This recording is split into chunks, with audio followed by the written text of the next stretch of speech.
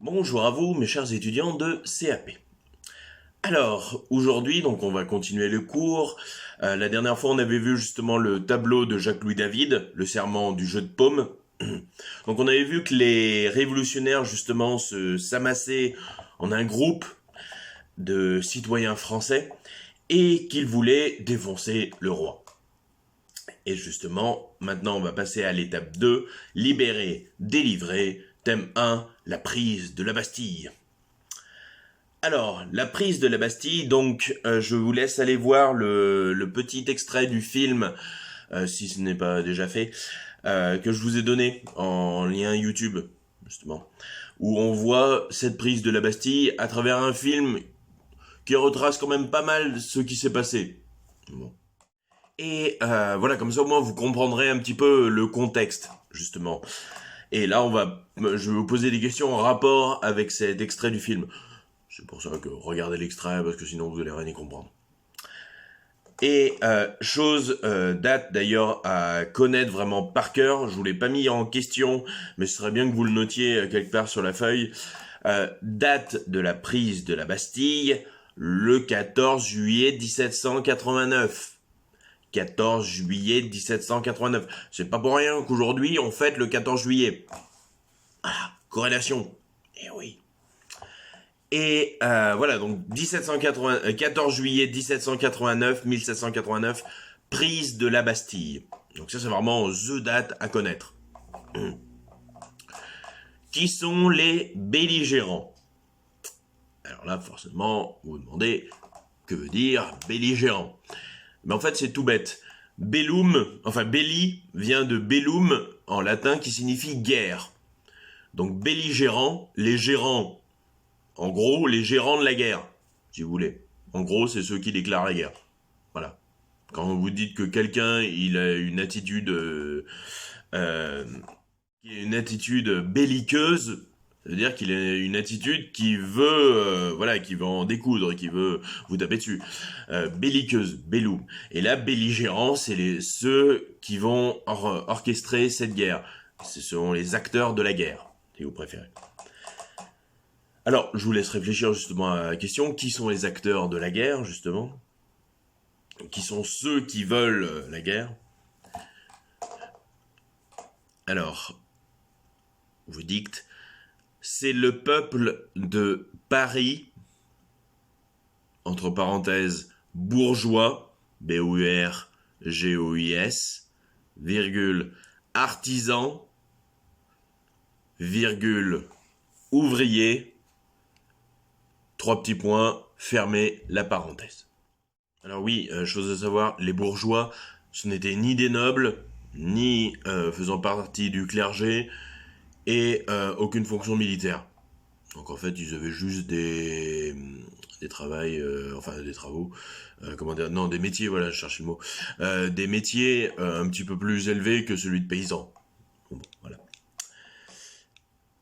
Alors, donc virgule, c'est le peuple de Paris, entre parenthèses bourgeois, artisans, ouvriers, trois petits points, fermez la parenthèse, virgule, sorti pour rechercher des armes par crainte d'un complot, C-O-M-P-L-O-T, aristocratique, virgule, qui s'empare de la Bastille. Donc à la base, en fait, justement, c'est ça. Les belligérants, les acteurs, ceux qui veulent la guerre, c'est le peuple de Paris. Comme je vous l'ai expliqué précédemment, lors du serment du jeu de paume, ils jurent justement de défendre leurs droits et leurs libertés. Et là, justement, c'est ce qu'ils vont faire en attaquant la Bastille. Bon, d'ailleurs aussi, ils ont peur que, voilà, que les nobles se soient rassemblés, que ça y est, ils veulent faire une extermination. Du coup, tout le peuple flippe. Et vous savez ce qui se passe quand les choses, quand les gens flippent. Ils se tapent dessus. Et là, c'est le cas. Justement, le peuple de Paris va dévaliser les armureries. Ils vont prendre toutes les armes et ils vont aller justement à la Bastille, comme on le voit dans le film. Pourquoi ne comprend-il pas la réaction des défenseurs du château? Alors comme vous pouvez le voir, à un moment dans le film, vous avez justement les soldats tout en haut des tours qui, avec leur chapeau, font ce geste, justement. Et à la base, ces soldats en haut des tours faisaient ce geste pour dire allez-y, fuyez, fuyez, restez pas là, voilà, allez-vous-en. Mais le problème, c'est qu'en fait, le peuple, justement, l'interprétait d'une manière différente. C'est-à-dire, eux, au lieu de voir ce geste, ils voyaient ce geste. Donc en fait, pour eux, ça voulait dire venez, venez, venez prendre la Bastille, allez-y. Donc vous voyez, le sacré quiproquo quand même. Après, est-ce que c'était vraiment comme ça? Je sais pas. Mais c'est vrai que dans le film, justement, il l'interprète bien, parce que ça montre que, voilà, personne ne sait plus rien. Enfin, tout le monde est perdu. Il y a vraiment une ambiance, voilà, tendue. C'est-à-dire, le moindre petit truc, tout pète. Donc, vous pouvez écrire. Ils sont beaucoup trop TROP, A avec un accent, cran, CRAN. Ils sont beaucoup trop à cran, virgule. Ils veulent anéantir complètement tout rapport avec la monarchie, car ils sont malmenés, avec un S, depuis trop longtemps. Point. Du coup, ils interprètent chaque mouvement des royalistes comme un acte de guerre. Alors, bon, pour le coup des chapeaux, c'est vrai que ça marche pas. Mais par exemple, voilà, tout comme je vous l'ai dit au début, le peuple croit qu'il y a un complot, que voilà, il y a une intrigue des nobles pour détruire le tiers-état, etc. Pareil après aussi pour les canons. Souvenez-vous justement dans l'extrait du film, à un moment, ils enlèvent justement les pancartes et là, tout peuple, on va nous tirer dessus, ça y est, c'est la guerre, voilà, barrez-vous, c'est terrible. Alors oui, une question intéressante. À quoi sert la Bastille? Est-elle vraiment utile? Je vous laisse réfléchir. Ah oui, si vous voulez aussi chercher sur Google ou des trucs comme ça à droite à gauche, histoire de vous renseigner un peu plus, faites-le, c'est bien, justement. Alors je vais vous dicter. La Bastille est une prison, mais on nous explique qu'il n'y a que 7 prisonniers. Point. Elle représente, donc la Bastille, elle représente essentiellement un symbole de la monarchie par sa stature et son architecture martiale. Point. Je vais expliquer. Alors, voilà ce que c'est la Bastille, c'est une prison. D'ailleurs, si pour certaines d'entre vous, elles ont Steam, je vous conseille le jeu Assassin's Creed... c'est lequel voilà. Assassin's Creed Unity. Donc je vous le conseille, justement, en fait, vous incarnez un assassin. Mais donc il y a toute l'histoire voilà, annexe des assassins, des Templiers, donc l'histoire du jeu vidéo. Et vous avez aussi, en fait, on est baigné dans l'histoire de la Révolution française. Et en fait, ce jeu est très bien pour vraiment visualiser à quoi ressemblait Paris. Bon, il y a quelques petites erreurs historiques à droite, à gauche, voilà. Mais dans l'ensemble, ça reste pas mal justement pour comprendre. Et d'ailleurs aussi, vous pouvez aller voir Notre-Dame, enfin un feu Notre-Dame, justement tout entière, qui était modélisée. Voilà, après vous pouvez aussi assister aux différents actes de la Révolution française. Donc là, au début, justement, vous avez la Révolution, enfin, vous avez la Bastille. D'ailleurs, à un moment, vous êtes dans la Bastille. Ça vous permet aussi de voir comment c'était à l'intérieur. Donc voilà, c'est des suites de prison, etc. Mais voilà, je vous le conseille vivement. En plus, ça occupe bien. Voilà, en ces temps de confinement. Alors, voilà ce que qu'était la Bastille. La Bastille, c'est une prison où il y avait 7 prisonniers. comme vous pouvez le voir sur l'image et aussi dans la vidéo, vous voyez quand même que la Bastille, c'est un monstre, hein, c'est un bâtiment assez imposant. 7 prisonniers. Voilà. 7 prisonniers, c'est pas beaucoup. Hein. C'est vraiment pas beaucoup. En fait, la Bastille ne servait pas à grand-chose en soi, en elle-même, mais elle représentait, comme je vous l'ai mis, un symbole. C'est-à-dire, c'était vraiment le symbole de la monarchie. La Bastille, c'était là où étaient les armes, c'était là où étaient les prisonniers. Donc voilà, la Bastille, c'est vraiment quelque chose de symbolique. Par justement sa stature, parce que quand même, à Paris, on la voyait de loin, la Bastille. C'était quand même un bâtiment assez imposant. Aujourd'hui, il n'y a plus rien. Et cette Bastille, justement, comme je vous l'ai mis, donc sa stature et son architecture martiale. Alors, que veut dire martial? C'est tout simple. Martial, dans martial, il y a Mars. Alors, pas la planète, s'il vous plaît. Non, Mars, justement, comme le dieu chez les Romains de la guerre. Bon, chez les Grecs, c'était Arès. Chez les Romains, c'était Mars, donc le dieu de la guerre. Donc, martial, c'est tout ce qui est en rapport avec la guerre. Et justement, une architecture martiale, c'est une architecture qui est faite pour la guerre. Alors, la prise de la Bastille, c'était ça. Vous pouvez aller voir certains plans justement sur Google. Vous verrez que la Bastille, voilà, ça fait une première muraille avec une petite cour. Et ensuite, vous avez la bâtisse. La bâtisse qui est construite vraiment comme une sorte de château fort. C'est-à-dire avec des tours, un donjon, etc. Enfin, c'est vraiment la Bastille. C'est vraiment un gros bâtiment. Et c'était un symbole donc de la monarchie. Puisque voilà, château fort, roi, il y a un peu vite fait le truc. Alors, que se passe-t-il quand les soldats en renfort arrivent? Que peut-on en conclure? Alors, ce moment, souvenez-vous dans la vidéo, justement vers la fin, où vous avez, enfin vers la fin, oui, vers la fin du moins de la Révolution, là, de toute la bataille, vous avez une troupe de soldats qui arrive, là, tout le monde flippe, et là, tout d'un coup, paf, les soldats se mettent avec le peuple, tout ça, enfin, voilà, c'est la grosse ambiance. Et justement, je vais vous dicter.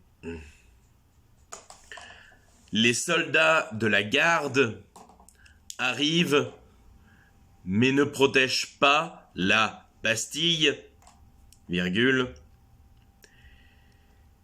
Ils vont même jusqu'à se rallier aux révolutionnaires. Point. Cela montre que c'est une colère générale et que le roi a énervé tout le monde, y compris ses propres soldats. Point. Alors, ce qu'il faut savoir sur les soldats de la garde, c'est que c'était des citoyens en fait de la France, enfin des sujets du roi, qu'on avait pris justement et que voilà, on avait formé une sorte de petite milice. Et cette milice, voilà, elle dit, bah les steaks de la Bastille, moi je rejoins le peuple, je rejoins les révolutionnaires et en avant.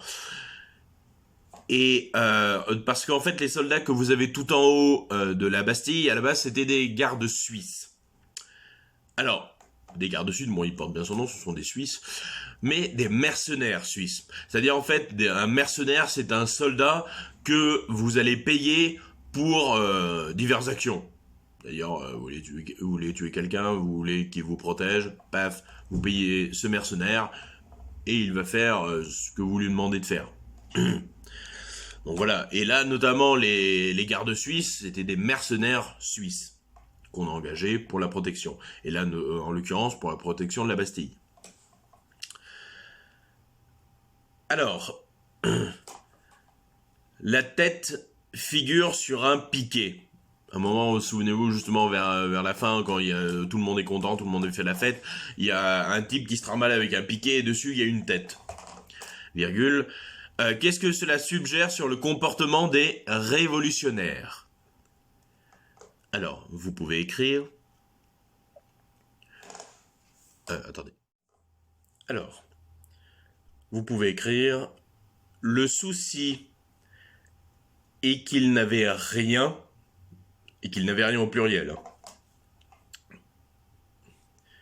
Et qu'il n'avait rien, et soudain, il se retrouve libre,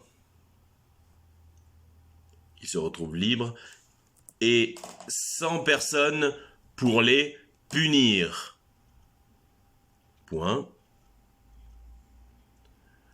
Du coup, cela se transforme en une anarchie, je vous expliquerai après, en une anarchie où, avec un accent, où le peuple se déchaîne. Point. Cela finit avec des atrocités, A-T-R-O-C-I-T, accent aigu S, virgule, des personnes décapitées, virgule, des bâtiments détruits, comme ce fut le cas de la Bastille.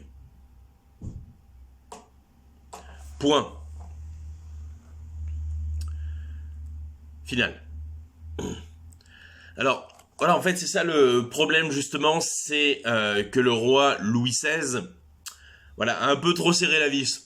C'est-à-dire qu'il a, avec toutes ces arnaques au niveau argent, comme on l'a vu justement en début de cours, voilà, il arnaque le peuple, il les brime, au niveau justement, voilà, de la justice, il n'y a plus de justice au niveau des paysans, du tiers-état, etc.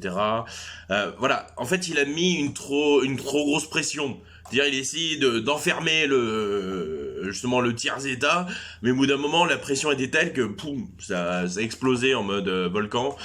Et le problème, c'est que justement, voilà, ça a explosé. C'est-à-dire, les gens, ils étaient vraiment fous. Enfin, ils étaient, voilà, vraiment heureux d'être libres. Mais du coup, voilà, enfin, ils faisaient n'importe quoi.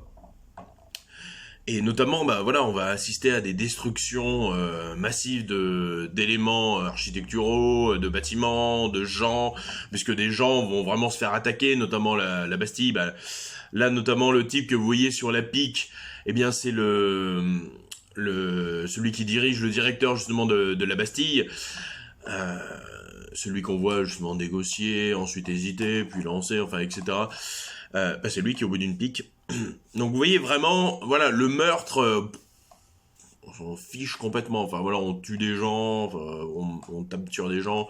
Voilà, on n'hésite pas du tout. On va le voir après d'ailleurs, même avec le roi, que voilà, enfin on est plus à ça près, hein, donc bon. Donc voilà pour ce qui est de la prise de la Bastille. Donc la prise de la Bastille, c'est important à le connaître, à connaître justement cet événement, parce que c'est vraiment ce qui va déclencher, enfin ça va être l'élément, le feu dans la poudrière. C'est ce qui va déclencher complètement la Révolution française, justement. Alors là, on va passer à un texte, à savoir La Grande Peur. Alors, je vais vous le lire. Donc le texte que vous avez en dessous du thème 2, La Grande Peur. Donc tout d'abord, on va commencer par une petite citation. Toute la France est dans les alarmes les plus vives. Un bruit se répand qu'une foule de brigands l'inonde et met tout à feu et à sang. Je fais sonner le tocsin pour rassembler tout le monde et s'armer. Sauvageot, curé de Monceau. Voilà, le tocsin, en fait, c'était une cloche qu'on sonnait en cas de grosse catastrophe ou d'incendie, etc., enfin, de crise.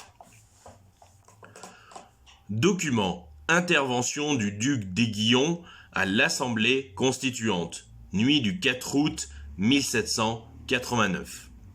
Donc, ouais, bien 3 semaines après la prise de la Bastille. Ce ne sont point seulement des brigands qui, à main armée, veulent s'enrichir dans le sein des calamités. Dans plusieurs provinces, le peuple tout entier forme une espèce de ligue pour détruire les châteaux, pour ravager les terres et surtout pour s'emparer des charniers, où les titres des propriétés féodales sont en dépôt. Des charniers, voilà, c'est des bâtiments où justement il y avait les titres propriétés féodales. Je vous en expliquerai après. Point. Il cherche à secouer enfin un joug. Donc un joug, c'est voilà quand vous tenez quelqu'un sous votre joug, c'est-à-dire il est votre serviteur. Il cherche à secouer enfin un joug qui depuis tant de siècles pèse sur sa tête. Et il faut l'avouer, messieurs, cette insurrection, révolution, quoique coupable, car toute agression violente l'est, peut trouver son excuse dans les vexations dont il est victime. Vexation, vexé. Parce que justement, en gros, il dit, voilà, le peuple, il a tellement serré, enfin, il a tellement, comment dire, il a tellement trimé que on peut comprendre un peu que, voilà, ça pète de partout. Les propriétaires des fiefs des terres seigneuriales ne sont, il faut l'avouer, que bien rarement coupables des excès dont se plaignent leurs vassaux. Mais leurs gens d'affaires sont souvent sans pitié, et le malheureux cultivateur, soumis au reste barbare des lois féodales qui subsistent encore en France, gémit de la contrainte dont il est la victime. Dans ce siècle de lumière où la saine philosophie a repris son emprise, à cette époque fortunée où, réunis pour le bonheur public et dégagés de tout intérêt personnel, nous allons travailler à la régénération de l'État, il me semble, messieurs, qu'il faudrait, avant d'établir cette constitution si désirée que la nation attend, il faudrait, dis-je, prouver à tous les citoyens que notre intention, notre vœu est d'aller au devant de leurs désirs, d'établir le plus promptement, tout de suite, possible cette égalité de droit qui doit exister entre tous les hommes et qui peut seule assurer leur liberté. Je ne doute pas que les propriétaires de fiefs, les seigneurs de terre, les fiefs donc c'était des petits bouts de terrain qu'avaient justement les paysans, propriétaires de fiefs, les seigneurs de terre, loin de se refuser à cette vérité, ne soient disposés à faire à la justice le sacrifice de leurs droits. L'équité défend d'exiger l'abandon d'aucune propriété sans accorder une juste indemnité au propriétaire, qui cède l'agrément de sa convenance à l'avantage public. Donc en gros, voilà, les nobles donnent leurs terres, justement, voilà, libèrent leurs terres au peuple. Parce qu'avant, justement, les nobles étaient propriétaires des terres. C'est-à-dire toutes les terres qu'ils avaient, le seigneur, ils étaient les propriétaires. Et en fait, les paysans, ils ne faisaient que louer ces terres pour les travailler. Et justement, voilà, toute la production allait au seigneur. Et le paysan, voilà, il en récoltait pas grand-chose. Et bien sûr, il devait payer des impôts pour louer cette terre. Alors, qu'entend-on par la grande peur ? Donc là, je vous laisse réfléchir, justement, par rapport au texte. Alors, vous pouvez écrire la, entre guillemets, grande peur correspond à l'agitation des campagnes durant l'été 1789. Point. Sous l'emprise de faux bruits annonçant la venue de brigands, à la solde des nobles, virgule, les paysans s'arment, virgule, pillent et incendient les châteaux. Point. On parle de peur, donc entre guillemets peur, car les paysans sont soulevés par crainte de la destruction de leur récolte. Point. Cette peur a été, entre guillemets, grande, puisqu'il s'agit d'une panique qui a touché presque toutes les régions de France et qui se diffuse à partir des villes vers les campagnes. Point final. Donc voilà, tout est dit dans le mot, justement, grande peur. Donc grande parce que, voilà, ça se passe dans toute la France, justement. C'est vraiment une petite chose qui va partir de Paris et qui va prendre feu et qui va justement créer une panique dans toute la France. Donc grande peur parce que justement les paysans ils ont peur parce qu'apparemment ils ont entendu qu'à Paris voilà ça pétait de partout. Ils se sont dit ça y est, les nobles ils ont pété un câble, ils vont tuer tout le tiers état, ils vont tuer tous les paysans, ça va être un massacre. Du coup tout le monde panique. Et tout le monde se met en mode protection, faut tuer les nobles, voilà, vaut mieux attaquer en premier. Voilà, donc en fait, il y a une grosse panique en France qui se passe parce que justement à l'époque, bon, ils ont pas les réseaux sociaux hein, et les journaux, bah, ils sont pas assez rapides pour diffuser un événement comme ça, justement comme la Révolution française. Et donc ce qui se passe, c'est que les gens sont peu ou mal informés. Vous connaissez le principe du téléphone arabe. C'est-à-dire, voilà, vous entendez quelqu'un qui parle à quelqu'un, qui parle à quelqu'un, qui parle à quelqu'un, et quand vous l'entendez, la phrase est complètement différente. Et ben là, c'est pareil. On entend, oui, à Paris, Révolution française, tout ça, le peuple se lève contre la noblesse, contre la monarchie. Et à la fin, ça finit en, ouais, il y a un gros carnage à Paris, tout le monde se tape dessus, les nobles, voilà, ils veulent tout détruire, fuyez, pauvres fous. Bon. Donc voilà, donc grande peur. Et cette grande peur, en fait, justement, elle va mener à la prochaine question. Pourquoi les paysans pillent des châteaux? Alors, vous pouvez écrire, j'explique après. Selon le duc d'Aiguillon, donc vous avez le nom au-dessus, virgule, il souhaite, donc les paysans, hein, ils souhaitent s'emparer des registres contenant les droits seigneuriaux pesant sur eux et dont ils veulent se libérer. Point. Ils se révoltent contre l'injustice sociale. Point. Final. Donc voilà ce que veulent faire les paysans, justement le peuple, c'est vraiment détruire les châteaux parce que dans les châteaux justement vous aviez les registres des droits seigneuriaux. Alors qu'est-ce qu'étaient les droits seigneuriaux? Justement je vous ai mis une petite définition. Donc droits seigneuriaux, avantages et responsabilités du seigneur qui pouvait alors contrôler le paysan. C'est ce que je vous ai expliqué précédemment. Un droit seigneurial justement c'était le seigneur qui donnait une terre à un paysan et ce paysan il était vraiment voilà soumis au seigneur, soumis à tel point que par exemple le paysan n'avait pas le droit de se marier avec un tel sans l'accord du seigneur. D'ailleurs si le seigneur il disait nope, le paysan il était là ok bon bah non. Voilà, c'était vraiment, ils réglaient vraiment toute leur vie. Pareil pour les enfants, tout ça, tout était, les enfants des paysans, j'entends, tout était contrôlé par le seigneur. Et du coup, les paysans, pendant cette grande peur, justement, en allant dans les châteaux détruire ces droits seigneuriaux, eh bien, ils se libéraient justement des nobles, puisqu'après, ils étaient là, ah non, moi je suis sous les ordres d'aucun seigneur, je suis tranquille. Voilà. Alors, à quel ordre social le duc appartient-il? Que réclame-t-il? Quelles sont ses réserves? Alors, je laisse réfléchir. Je suis désolé, j'arrête pas de bailler, je suis complètement claqué.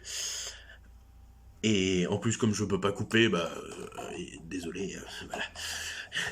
Donc, vous pouvez écrire le duc appartient à la noblesse, virgule, ordre privilégié, point. Il réclame l'égalité en droit pour tous, virgule, c'est-à-dire la fin du régime seigneurial fondé sur les privilèges, point. Il exige cependant une indemnité pour les propriétaires. Alors là, en fait, point final, pardon. Alors là, en fait, justement, il est important de voir qui parle. Ce n'est pas pour rien, justement, que je vous pose la question. C'est pour vous montrer que c'est un duc. Donc il fait partie de la noblesse. Donc automatiquement, voilà, son jugement ne va pas être très objectif concernant justement cette révolution. Après, quand même, il est assez réaliste. Vous voyez dans le texte, par exemple, quand il parle des révolutionnaires, il dit que voilà, c'est une bande de barbares qui pense voilà, qui détruit, qui sont violents, ils font des massacres. Mais d'un côté, il dit on peut pas non plus leur en vouloir. Enfin, c'est normal, on les a martyrisés, et voilà, c'est normal. Donc vous voyez quand même, c'est un noble, mais avec un esprit un petit peu plus ouvert.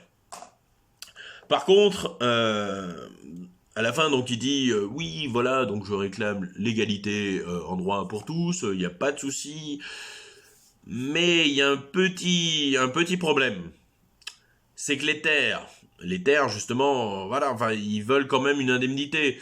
C'est-à-dire que ces terres, enfin, dans leur esprit, hein, leurs terres sont à eux, c'est leur bien. Et là, on leur dit, oui, bah, on va prendre vos terres. Ah, bah, d'accord, mais est-ce que je peux avoir une indemnité? Est-ce que je peux avoir une indemnité, c'est-à-dire, voilà, un remboursement, si vous voulez. Enfin, voilà, une somme d'argent contre, voilà, je vous laisse ces terres, ok, pas de souci, mais est-ce que je peux être dédommagé pour voilà, le contre-coup. Bon, comment dire, du point de vue des nobles, c'est normal. Voilà, ils ont une terre, on leur prend, bah oui, ils demandent une compensation. Mais d'un autre côté, quand même, enfin, ces terres, voilà, ils exploitaient quand même des paysans dessus. Voilà, si les paysans veulent prendre ces terres, c'est pas... Voilà, c'est un peu normal quand même. Donc bon. Donc voilà, c'est assez compliqué le contexte de l'époque. Et pour vous montrer aussi un exemple, justement, donc là c'est pas dans le texte, mais quand même, je préfère vous en parler. Vous avez l'exemple aussi de Cluny. Alors Cluny, qu'est-ce que c'est? Cluny, c'est une abbaye bénédictine.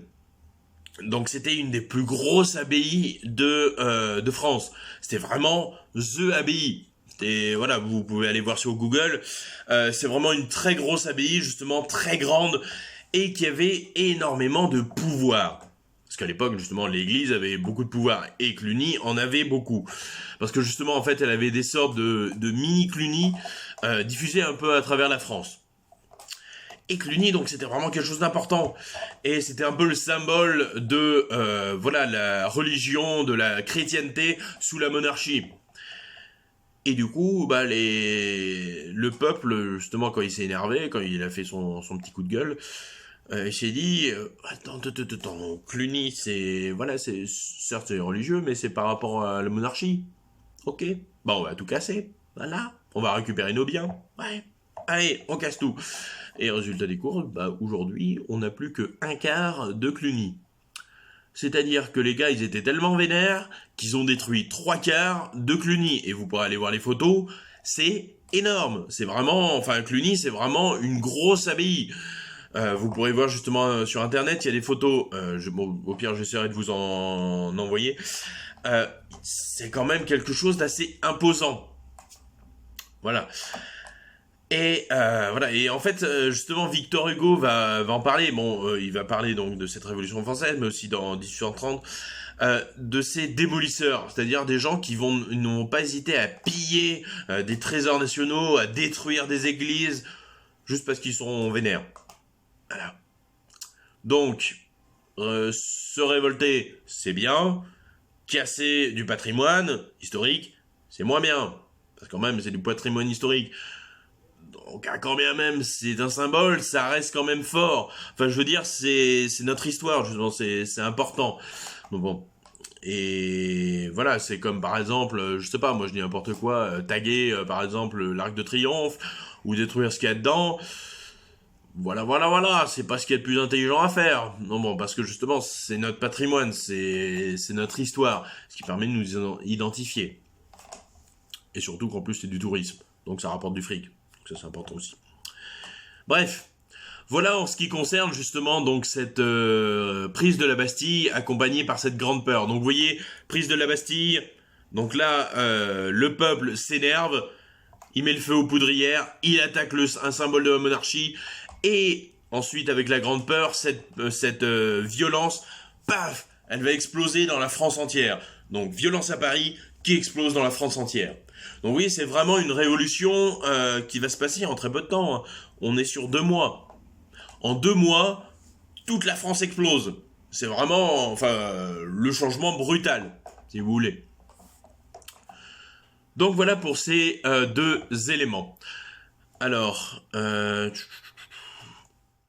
oui, non, on va faire ça la prochaine fois. Donc la prochaine fois, je vous enverrai donc l'étape 2, le renouveau, où là on va voir justement le changement qui s'installe. Mais voilà, donc comme d'habitude, je vous fais confiance. Voilà, écoutez la vidéo, remplissez les questions, etc. Donc sur ce, bah, je vous souhaite une bonne journée et on reste positif.